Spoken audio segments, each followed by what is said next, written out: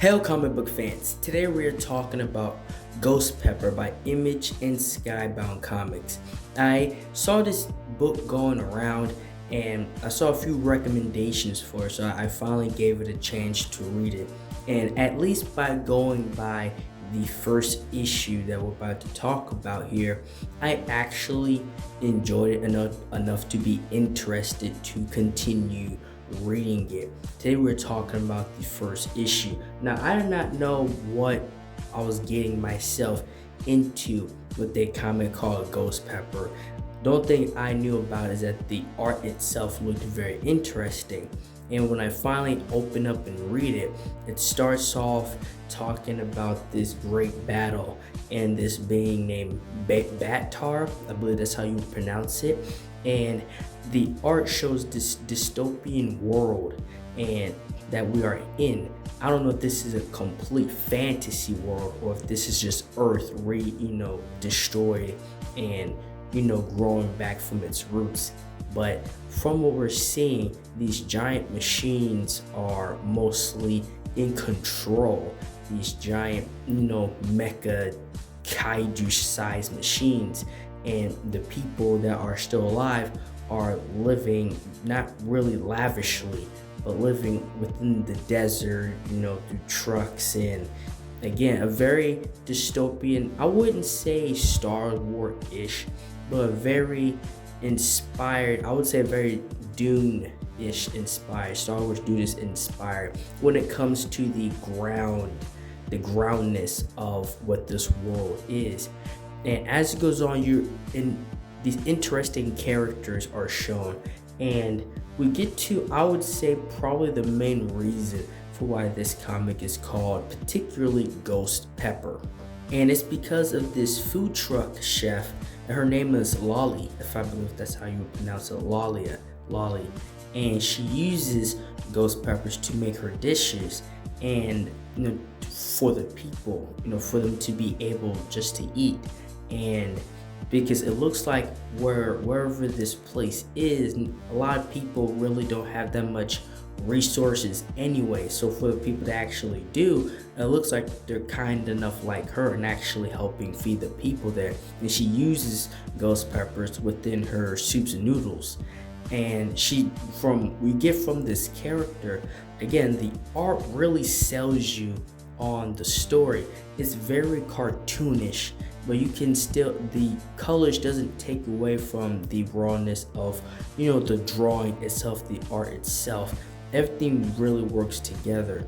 And the characters, you could say it's not complete manga anime-ish, but it's a really different style, I would say, from the standard comic book style, especially when this comic and the artist really love to show the landscape of where these people are, doing the world building without really telling you, walking you through the world building, just these really amazing panels and these amazing shots of where these people are.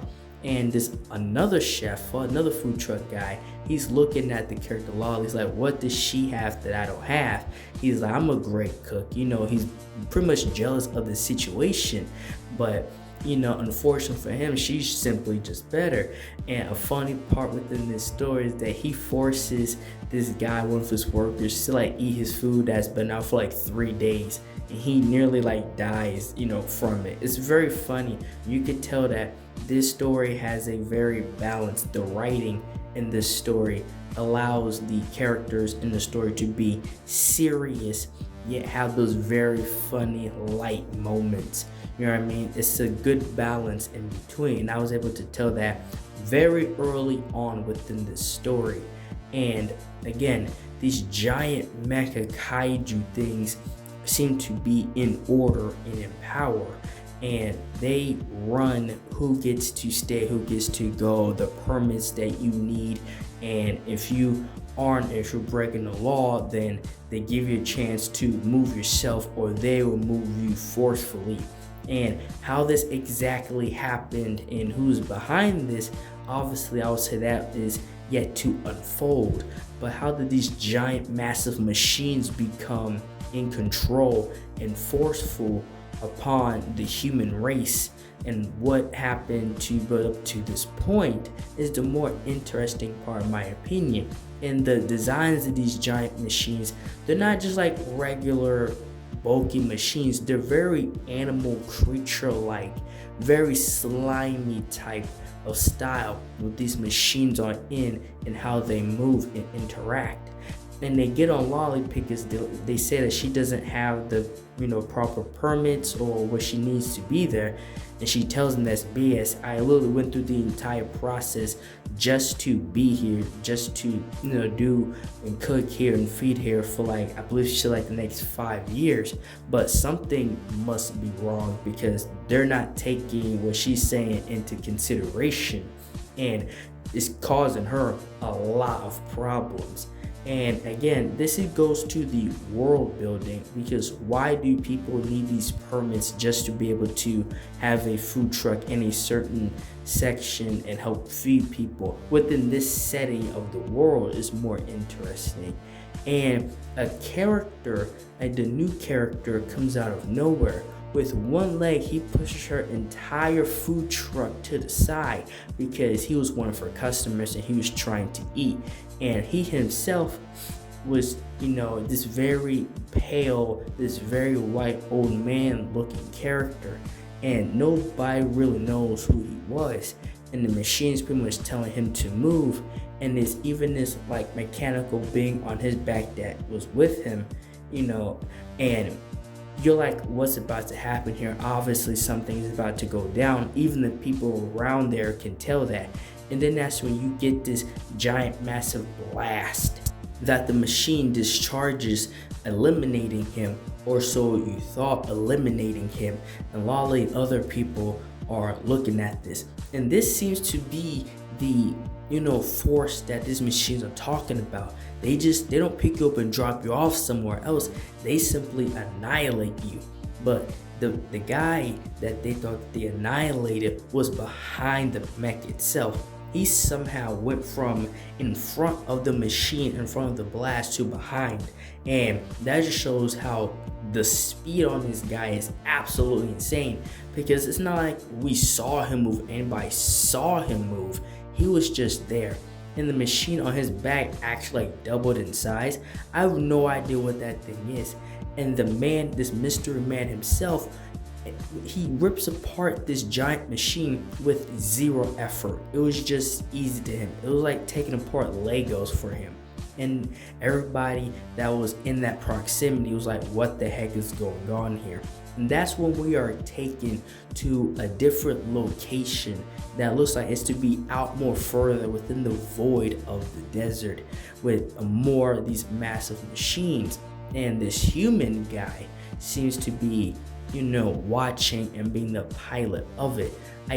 I'm not sure, at this point in the story, if he was the main guy in charge of everything, but he seems to, at the very least, to be a watcher or one of the watchers, or simply being in charge of a certain sector.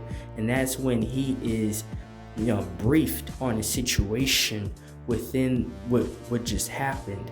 And, at first, when you're reading this, you're like, okay, is he just a criminal? Was the guy just a bounty on his head? But then you see the reaction the guy gives, and it's more of horror and being afraid than anything else. It's like, the first, we watched the John Wick movie, John Wick is around. The look on his face completely gives away that this is not just some guy that needs to be in prison. No, this is complete fear. This guy should not be around. And that leaves more intrigue for the story and for the character himself. Then we're taken back to the character Lolly. She had to move, obviously, because of the entire incident, and because from the machine's perspective, she wasn't supposed to be there within the first place at all.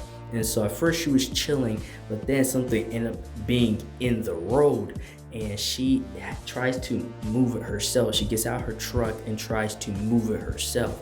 Again, one thing I would keep going back to is the art in the story. It's simply not just writing the scene, drawing the scenes, and going from panel to panel. It's doing an incredible job immersing you within the world and within the traveling as well. And you feel like you're with her, in this situation with these characters, just because of the landscape itself seems so vast and it's very consuming in a way. And I really get that with a lot of comics when the art itself is very consuming, the landscape is very consuming.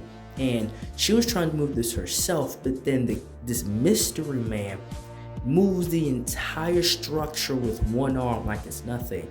And I can easily tell, and they do a good job within the story, this guy is superhuman. And I'm just not just like regular superhuman, like if he was like Captain America. No, this guy's like Kryptonian level superhuman. Being able to just toss a giant structure like that with one arm is absolutely insane. And then we are taken back to what happened because this mystery guy ended up in her truck. And that's when he asks, how did I get in your truck? And then that's when we show after he ripped apart the first machine, he started to like lose his head and he started to like go into war with the other machines. It's like his temper just kept rising and rising. He kept wanting to fight more and more until the little robot guy that was on his shoulder, it expanded around him and it covered him and it pinned him to the floor until he went to sleep. And this is a very interesting character within itself because it's not just like a little pal, this little guy just, coming along. No, he's responsible for keeping him safe and keeping him cool. And its abilities seems to be, expanded more and more. We'll probably see more as time goes on. And she ends up making him another bowl because his first meal was interrupted because of the situation that happened. And while she gave him his bowl, she went to pray to Baptar. And she was repeating what the first guy pretty much was saying at the beginning of the book. But as she's praying, another massive mech comes into play. And at first, this character, this mystery man, he thought that he was going to have to fight again. Like he was getting up like you guys would just not let me eat my food. And I feel like that's going to be a reoccurring thing. Like when stuff happens while he's eating, he's not going to be able to finish his food. But then she tells him, no, like this is not here to destroy. It's like you need to calm down and get back in the truck. And like, we need to get up out of here. And that's where I take him back to the guy from, in the desert. And he explains that this guy should not even be here at all. And the character's name is Ash, the character that has the superhuman ability. And he's going to the higher ups with this because he's telling them that he should not even be in existence, and his very existence threatens everything that they have going right now. So whoever this Ash guy is a massive threat, not just to particular people, but to the entire system. And that's all I have for this video. Thank you guys for watching this video. Like, share, subscribe for more, and thank you for watching.